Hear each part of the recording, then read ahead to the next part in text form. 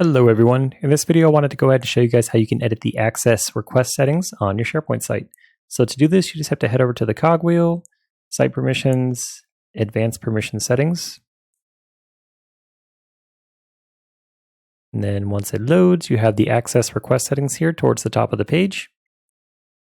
And then once you click on it, you'll see some of the different options here. So you can allow members to share the site and individual files and folders, allow members to invite other members to invite others to the site members group. So say a member is a part of the CyberMike squad members, they can actually invite someone into that group. They can also share the access to the files and folders that they have access to. So that's something you can enable or disable if you want to.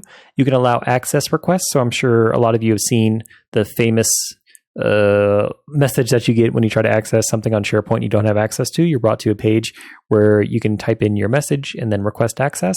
And then from there, at least on the admin side, you can determine where you want that to go to. So you can have it go to the admins. So it'll send an email to the admins where they can either approve or reject it. And then they can also set what type of access they want that user to have, whether that's say they want edit or read, so you can determine what type of access you want to be able to give them.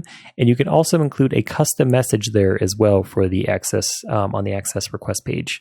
And then assuming that they you maybe missed the email, once they request access, you should have another option here that'll appear on your site permissions where it'll say that you have pending access requests, and then you can go in and decide if you want to approve or reject them.